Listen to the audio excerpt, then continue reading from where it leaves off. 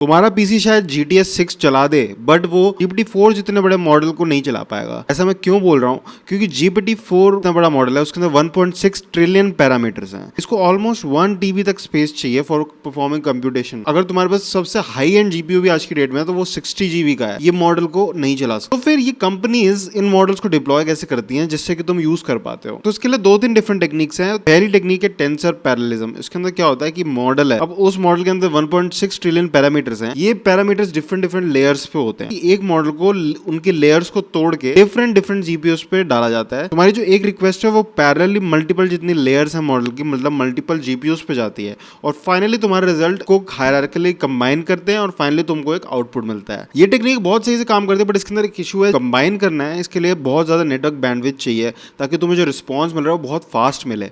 तो ये फास्ट देने के लिए कभी कभी हो सकता है कि नेटवर्क की बॉटलनेक हो जाए। चाहे तुम्हारा GPU फास्ट दे रहा है रिस्पॉन्स बट तुम्हारा नेटवर्क बॉटलनेक हो जाएगा। तो उसको सॉल्व कैसे करते हैं? तो इसके अंदर एक्सपर्ट्स एक चीज है। एक्सपर्ट का क्या मतलब है? ये नहीं है कि कोई बंदा बैठा है जो LLM को चला रहा है। एक्सपर्ट का मतलब बेसिकली ये है कि एक जो तुम्हारा मॉडल है उसके अंदर कुछ parameters are train to do some specific task, मतलब कुछ सेट ऑफ लेयर्स जो हैं उनको कंबाइन करो तो सपोज वो समराइजेशन अच्छी करती हैं, कुछ सेट ऑफ लेयर्स जो हैं वो सपोज इमेज जनरेशन अच्छी करती हैं। तो ऐसे मॉडल को डिफरेंट एक्सपर्ट्स में तोड़ दिया जाता है। उसके बाद एक और मॉडल लगाया जाता है जो कि डिसाइड करता है कि तुम्हारी जो रिक्वेस्ट है वो इनमें से किन एक्सपर्ट्स के पास जानी चाहिए।